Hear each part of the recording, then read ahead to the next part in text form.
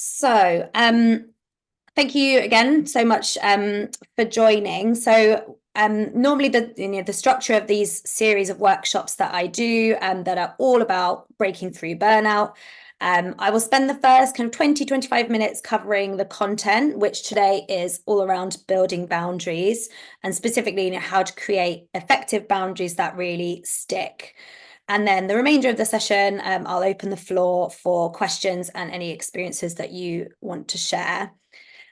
Just kind of some small housekeeping. It would be great if you can have the chat open so that you can connect with me and each other and say hello. If any questions kind of come up for you during the first part of the session, then feel free to put that in the chat straight away as it comes to mind, and I will come to it in the Q&A sessions. Okay, so let's get started. I'm just going to share my screen very quickly.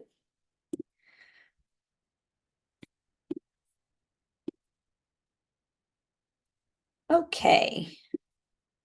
Let me just make sure I've got the chat open as well so I can see you all. Fantastic. So, look, I know that you all know that having boundaries is a healthy thing, and that is why you have showed up today for this session. They really help us to protect our mental and physical well-being, and they're a critical tool really to help us carve out time for our priorities. But they're not always easy to keep in place, let alone, or put in place rather, let alone keep them there. So if any of you have ever been in that position where you're like, I'm not going to work past 6 this week, or I'm not going to let that person's negative vibes get in my headspace, or, I'm going to carve out time in my diary to really focus on a particular skill that I want to develop. And then, a few weeks later, you're back at your desk at 10 p.m. or you're rushing around in the day-to-day emergencies and not focusing on that work that is really helping you move towards your long-term professional goals. If that resonates, give me a wave or pop a nod in a yes in the chat. We all have good intentions about putting boundaries in place, but to make them robust so that they stick, we really have to set ourselves up properly for success. So, how do we set up effective boundaries? First, for me, it's about getting specific about exactly where we need that boundary. So when we are really general about the boundaries, it's most likely that that boundary we put in place won't have the impact we want, and therefore we can give up on it. Now, there are two ways to kind of drill down and get really specific on where we need the boundary. First is to either pinpoint specifically what you do not want to feel or experience. So, for example, if you don't want to feel stressed or overwhelmed or frustrated, then it's about observing what triggers that feeling. What happens just before that feeling really kind of takes hold? That is where you need the boundary around that trigger. So, for example, when I used to receive an email from a client after 6 p.m., I used to feel really anxious that I needed to respond immediately. That was my trigger. So the second approach is to think of it from a slightly different perspective, but it's still getting specific on exactly what you do want to do, and then identifying what exactly stops you from doing that. So, for example, if I want to have an hour a week to work with my coach on developing my leadership skills, what stops me from adhering to that time block that you've put in your diary and cancelling? Is it that seeing an email ping into your inbox 15 minutes before? What is that trigger? What is really, really stopping you from doing that thing? That is the priority. Now, the second kind of piece around effective boundaries is about making it about you. The most common mistake that I used to make, and the most, often that I see my clients making, is to put the onus on external factors. So, for example, I'll ask my colleagues not to email me on the weekends. Now, as wonderful as you guys are and amazing people, you can't control the actions and behaviors of others. So it's important to put yourself in control of your boundary. Frame it in a way that means you're in the driving seat. I'll turn my email notifications off every Friday at 5. The third piece, for me, it might sound obvious, but we need to be clear and confident in why we want that boundary. This, for me, is probably like the fundamental building block on which some of the other steps that I'll cover later really sit upon. So we need to have confidence in the fact that the benefit of that boundary outweighs any reservations about the boundary itself. And that's fundamental to kind of overcoming external resistance and to making it stick long term. And knowing your why has two parts. First one is about acknowledging and evaluating those reservations. Now, we're all humans and we are psychologically programmed to not like change, even if it's for our own good. And so it's very reasonable and expected that you might have some reservations or apprehensions or fears about implementing the boundary. So we need to take time to acknowledge those concerns, but doing so with balance and then evaluating the reality and the probability of those fears. This is where working with a coach actually can be really, really beneficial, because it's unlikely to be easy or comfortable to kind of think about some of that resistance, or you might not be able to spot those fears alone. They're often kind of deep-rooted in beliefs that you might hold about yourself. For example, one that I used to hold dear: if I don't respond to my emails, people will be disappointed. They'll think I'm not driven, I'm not dedicated. People think I'm unprofessional, I'm not a team player, or I'm not up to the job. And whilst we might have very real fears about what might happen if we put a boundary in place, as I said, I'd really encourage you to think about the probability of those fears materializing, but also the alternatives. So for example, back to that one that I just kind of mentioned, if the fear is that people will believe that you're not up to the job, how likely is it that people will think that solely based on the fact you don't read an email after 6 p.m. because you're busy refilling your cup, that you're not up to the job? What might they think instead? Well, they might actually respect you for seeing the bigger picture about your performance. They might be impressed by your ability to prioritize what's important, which is a very, a key business skill. Or what's more likely? Well, they'll probably still think that I'm great because my value and my impact is demonstrated in other ways aside from responding to emails.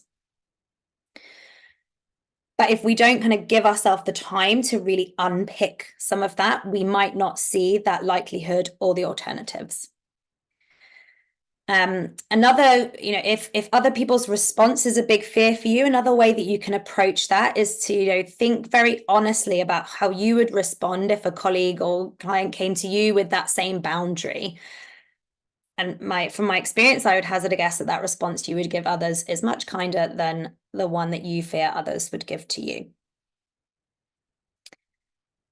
Now, if you give yourself time to think about the worst case scenario, then you also owe it to yourself to consider the best case scenario. So the second part of knowing why is establishing how having a boundary in place will benefit you and also potentially others. What are all the positive outcomes from having this boundary? And you can delve into that with what I call the 3 whys. Why is this boundary good for me or for them? Why is that important? And why do I want that? And being clear on that is really helpful to come back to when our strength around implementing this boundary, starts to wobble.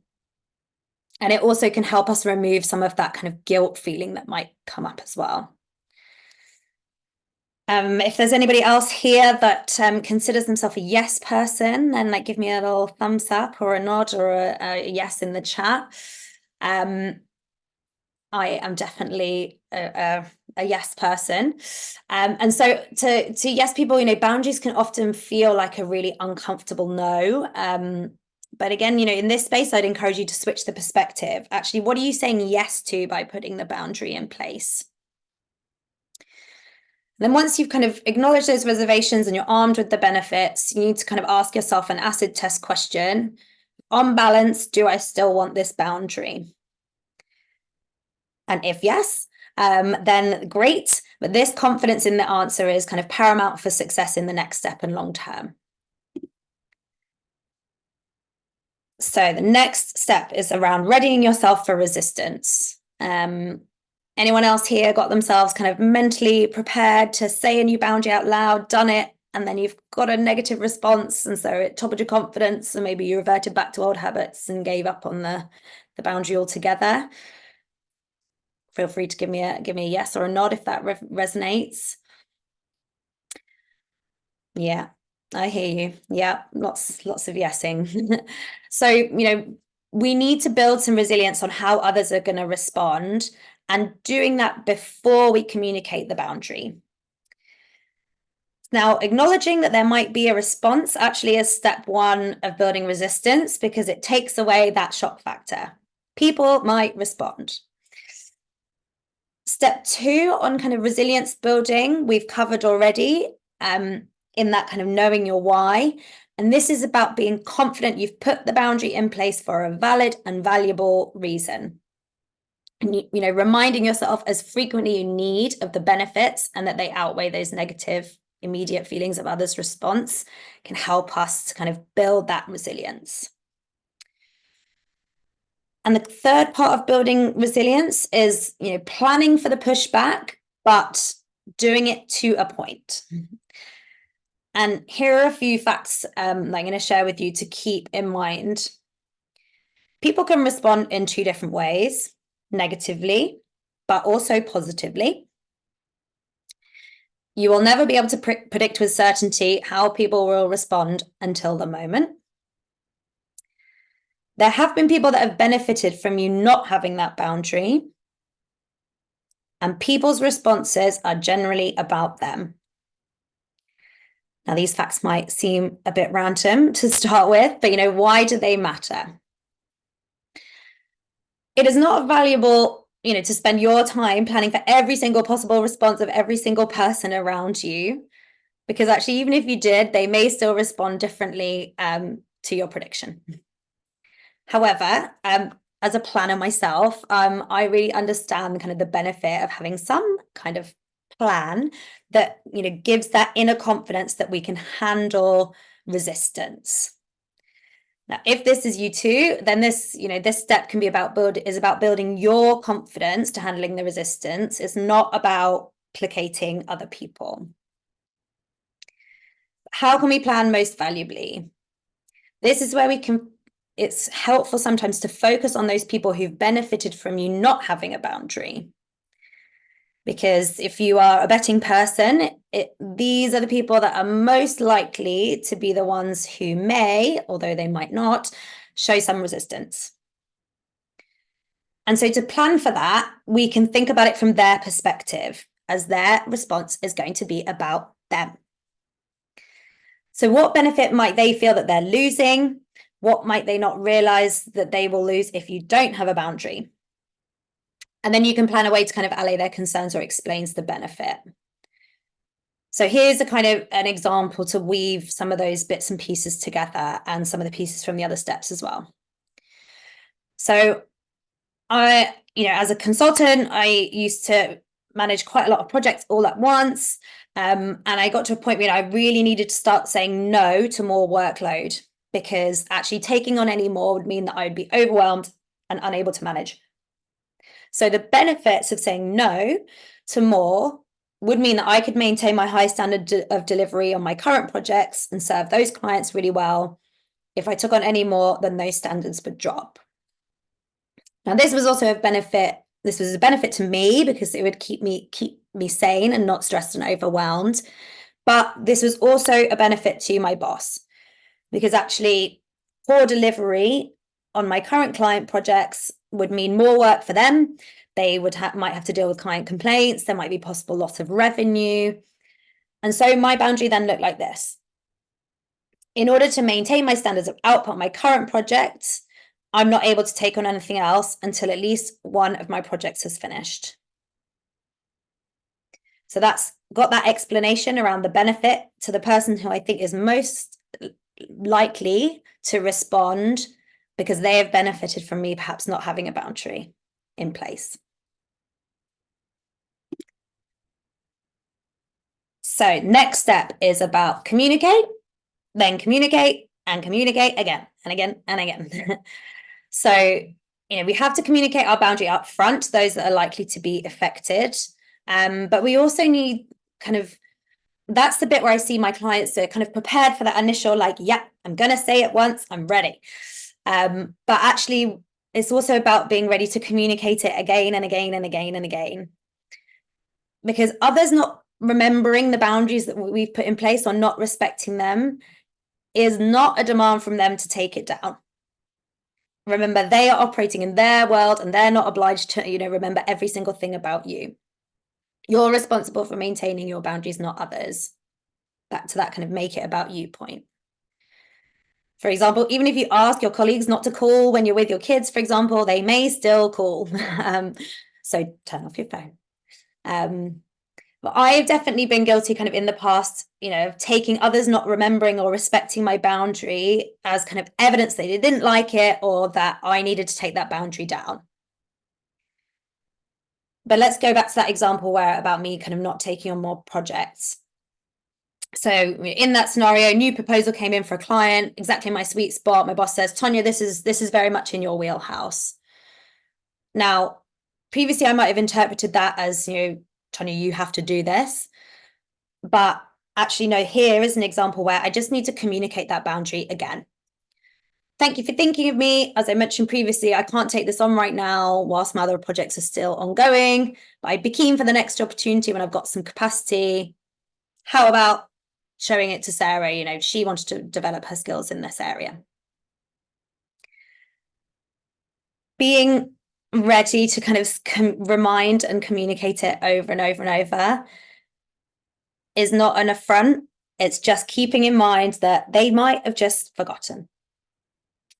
I kind of liken it to that scenario where, sometimes you might have somebody in the team and you're like, oh, can you do this for me? Sorry, I'm on holiday. It's a similar thing. You just haven't remembered all the times that they're on holiday. Now, I guess another kind of thing I want to think about in the communication piece as well is, to make your boundaries stick long term, you do need to communicate them in a way that feels good for you. So a lot of, challenges I kind of hear some of my clients coming to me with is like, oh my God, but, I don't want to just, I don't want to say no, like they're so used to me saying yes, that's really gonna like make them think differently about me, etc., etc. Well, actually, let's flip that really. What is it about yourself that feels uncomfortable for you about saying no? Kind of going back to some of those fears, for example. If it's that saying no is not something that you're really comfortable with, think about it in a different way. You can use that other alternatives like, actually, it's just not right now. That's not a firm no. It's just not at this moment. Or if you're familiar with that approach kind of around a feedback sandwich, a boundary can be communicated in a similar way that can feel softer. So you have a positive at the front, stating the boundary in the middle, and then finishing with a positive as well. That example that I just talked about before, thank you for thinking of me. It's the positive part of the sandwich. As I mentioned previously, I can't take this on right now whilst my other projects are still ongoing, but I'd be keen for the next opportunity when I have capacity. Finishing off with the positive sandwich. Before I cover the last step as well, I want to kind of ask, with all of this in mind, I want to ask you to kind of consider something here. Do you respect people who communicate with transparency and honesty? Are balanced judgment and sound decision making kind of valuable professional skills? And does your role model have boundaries? If you follow the kind of step approach that I've talked about here, it means you're leveraging and demonstrating those really respected and desirable skills.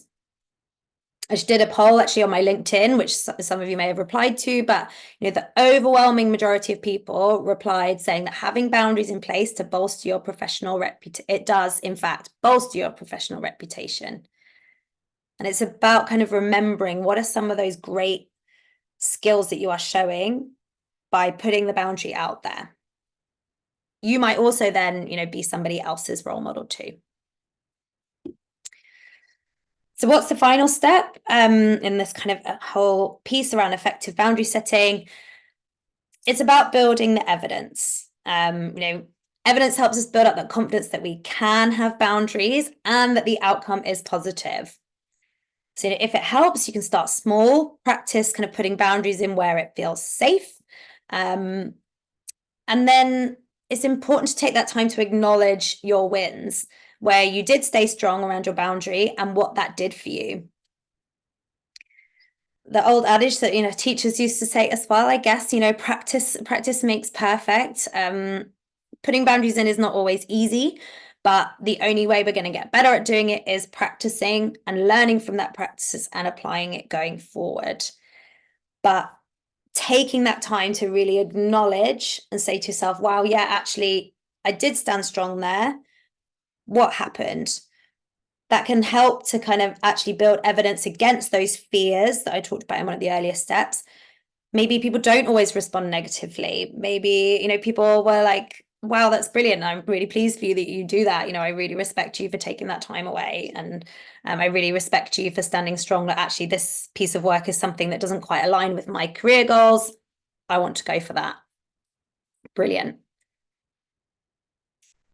Ultimately, with boundaries, I believe that you can do it. This used to be, for me, an area that I think was the absolute hardest thing for me. And, being open and transparent, having little to no boundaries around work was the biggest reason for me on why I got myself into a place of burnout.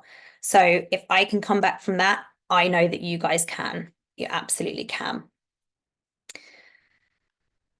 So what do I want to kind of you to take away from all of that? Well, boundaries are beneficial to you, but also to others. Know that resistance might come, but remember that other people's resistance doesn't mean that you have to take down your boundary. Communicate your boundaries up front, but again and again and again. If people have forgotten, that is not an invitation to take it down. It will get easier. Build the evidence that you can put those boundaries in place. And also remember, boundaries will bolster your professional reputation and not harm it.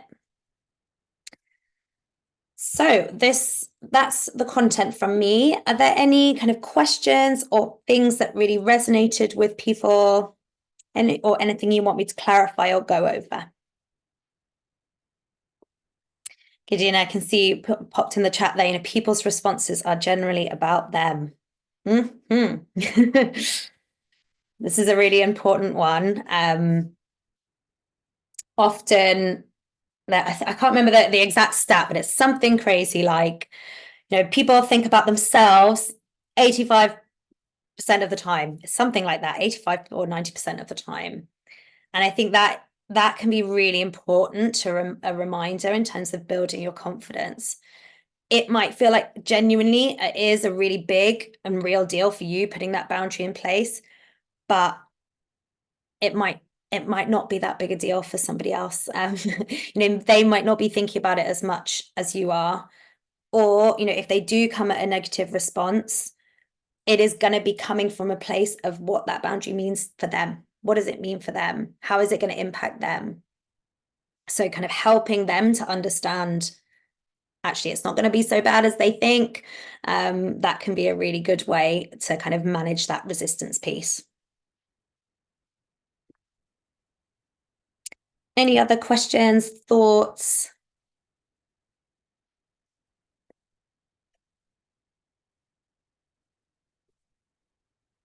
If there are, before I'm going to leave you guys to kind of think of any other questions, but before I go on to that, I know that you guys kind of joined this session for a reason, that building boundaries is a priority for you, and I really hope that the insights that I've shared today have been valuable. But it's one thing kind of learning how to build boundaries, but the challenge comes in implementing them. So, if you really want to kickstart that, how do I get these boundaries in place in a way that feels comfortable for me? Then I really recommend that you join a one-to-one strategy session with me so we can work through, what these steps look like in practice for you and how we can navigate the roadblocks that might have tripped you up in the past.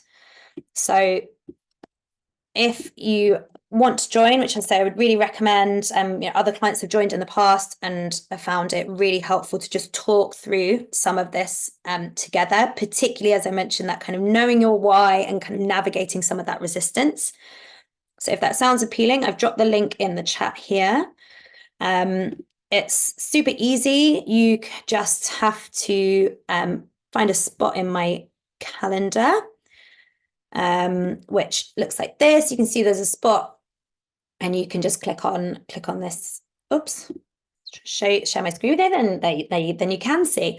It's really straightforward. You can just go on and find a spot in my diary that works. The slots are limited, so I'd really encourage you to go forward and book one of those today.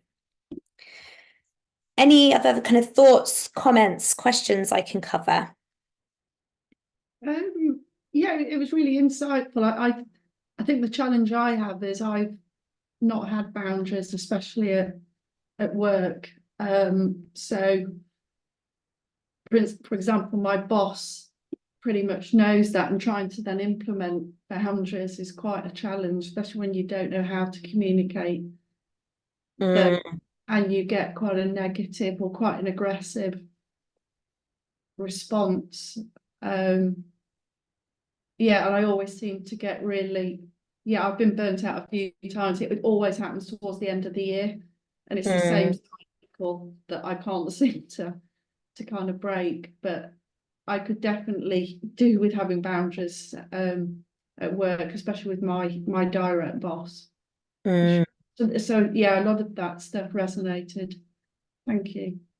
No problem at all. And Claire, I would encourage you to kind of, book onto one of those strategy sessions, and we can kind of talk about that in more detail around getting into where does the challenge come from for you.